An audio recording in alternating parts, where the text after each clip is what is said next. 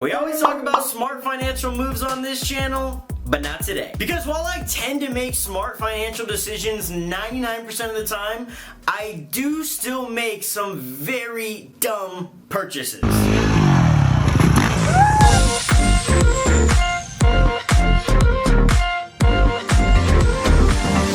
Welcome back to a new video. Shawn's the name, and today we're talking about the 7 dumbest purchases I have made in my 20s so far, because I'm only 26 and there's likely a bunch of other dumb purchases coming. And if you're a subscriber on this channel or you follow me on Twitter or Instagram, you might already know some of these things because I put them up on my social media and kind of have them in the background all the time. And if you're not, then you need to be, so hit that subscribe button. But first on the list, I have to hit the elephant in the room. Or actually, the elephant outside the room. My boat.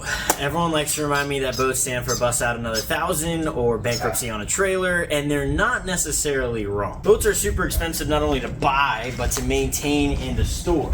And I haven't just bought one boat in my 20s, I've actually bought 3. And I try to buy them pretty intelligently, but there's no hiding the fact that boats are really hard to buy and then eventually sell for a break even or even a profit. Unless you owned a boat dealership, which is a long-term goal of mine, so maybe eventually I'll get there. But I bought my first boat when I was 22, I bought it for $10K, put a little bit of work into it, and then ended up selling it to upgrade for my next boat, which I think I bought for $35K. Did the same thing there, ended up selling that one to get this boat that I have now. This boat cost me about $62K. It's probably worth about $70, so I did get it for a pretty good deal. But gonna be kind of putting some work into this, enjoying it, and then seeing what I upgrade to next. And I just want to be clear that while I have made money on the buy and the sale of each boat that I bought, I've definitely lost money when it comes to the overall maintenance, the cost to use it, the storage, the cleaning, everything else that comes with owning a boat. Boats are incredibly expensive. So by no means am I saying that I've bought boats and sold them for more and made massive profits on them, and that's why I have the one I have today. Definitely not. But I will say that the smarter you can purchase things like this, it'll make the losses a little easier to swallow. And while some people say boats stand for bust out another 1,000, I say it stands for best of all therapies. See what I did there? But no, seriously, boats are probably the worst financial purchase you can possibly make. But honestly, I have to say that when I'm out at the lake or when I'm on a boat, it is the happiest I ever am, and that's gotta count for something. But yeah, this is definitely the biggest and dumbest purchase I have on my entire list. It is a lot of money. I could have actually invested that money into assets that made me real money, or honestly just not purchase a boat because of how much money we spend just to use the boat. In fact, I should actually make a video on how much it actually is to own and operate a boat because it's pretty mind-blowing. But dumb purchase number 2 has to be this flamethrower. Absolutely zero reason as to why I bought this thing. I might have used it 4 times to light a campfire in my backyard, and I think it cost me about $750.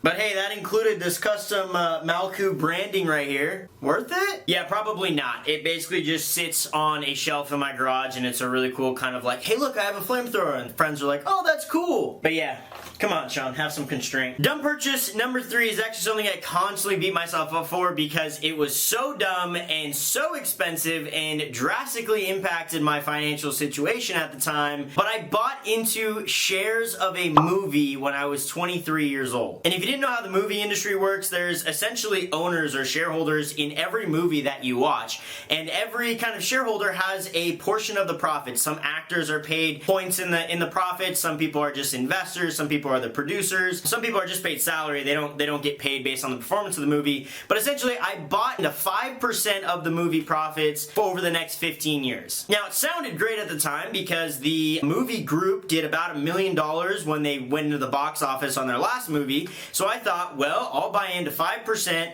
pretty much make my money back in the box office, and then have 15 years of royalties from Netflix, Hulu, etc. But that's not what happened. I basically invested $50,000. I might have gotten back $5,000. Long story short, it happened right when COVID went crazy, and basically the movie production studio like shut down. They kept giving me the runaround. They basically said, oh, hey, yeah, we'll get to your movie, or we have all these issues. Whatever. I didn't end up getting any movie that went public. So it sucks, because I have no idea where that $50K went, and I basically hired a bunch of attorneys. I currently have a judgment out. Maybe I'll eventually get paid on it, but I've essentially written it off.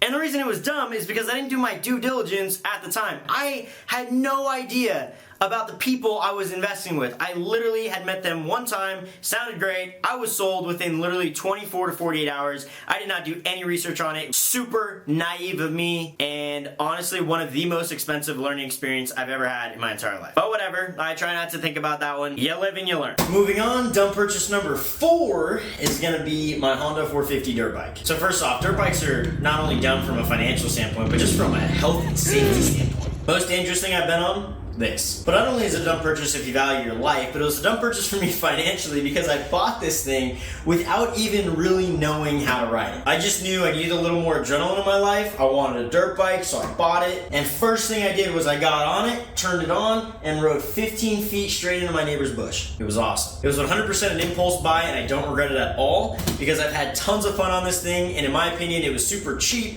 It was only $3,200. Again, for the amount of fun that I've had, absolutely unreal. Bought this sucker and actually convinced my buddy to buy one the same exact day. And he had never ridden a dirt bike before. So tons of fun on these bad boys, but I do spend a lot of money on parts and might be spending a lot of money on medical bills. Now, dumb purchase number 5 is kind of a piggyback off of the dirt bike, but I essentially bought a kiteboarding setup without knowing how to kiteboard at all. And not only did I buy a kiteboarding setup, I bought a brand new set.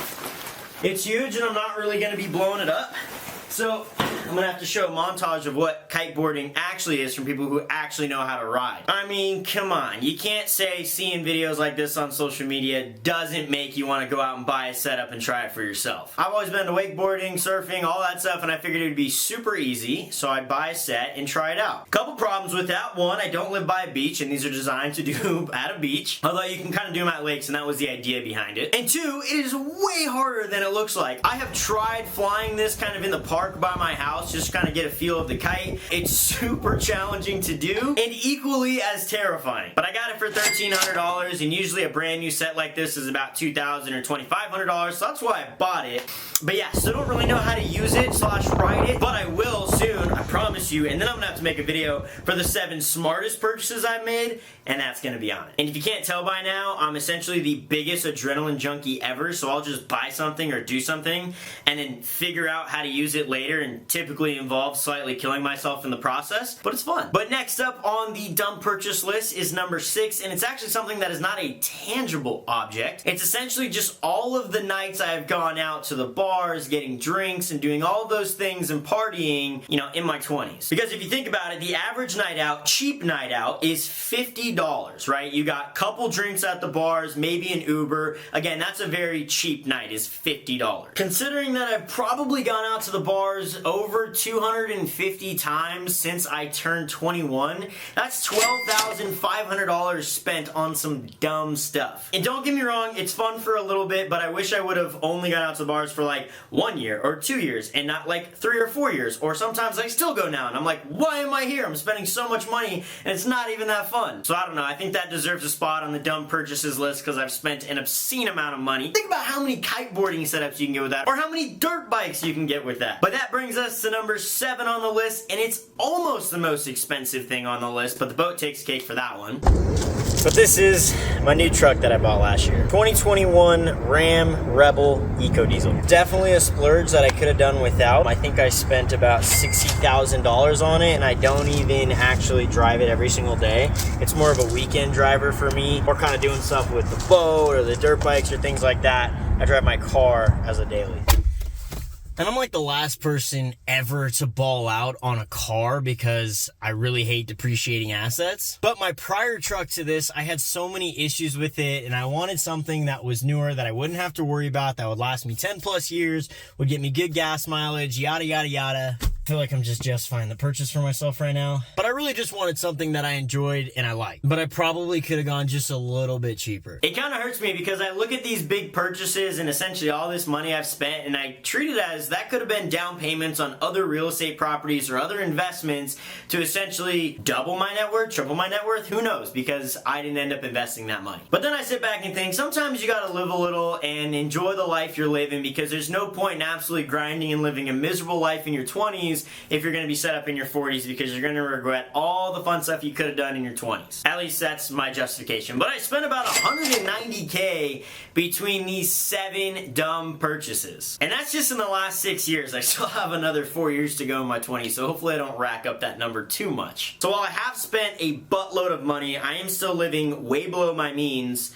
and that helps me further justify these dumb purchases. But I want to throw in a bonus dumb purchase. It actually cost me $0, but I see thousands and hundreds of thousands of people in their 20s make this dumb purchase, and that is college. And it's not that I didn't go to college, I just had scholarships that paid my way through college, got actually a little bit of money out of those scholarships as well. But you see all these big entrepreneurs preach that universities and college are absolutely waste of time, waste of money, and to never do it. That is not what I'm saying. I'm saying that universities and colleges are great for those who are getting specific degrees for specific career paths. You just need to realize that colleges are massive for-profit businesses. Let me say that again. For-profit businesses. They are designed to make a profit, and they become less effective over the years because they have expanded their product lines, right? They used to just exist for a legal degree, a medical degree, an engineering degree. Then they sat back and realized, whoa, hold on, we can hit so many more people if we started offering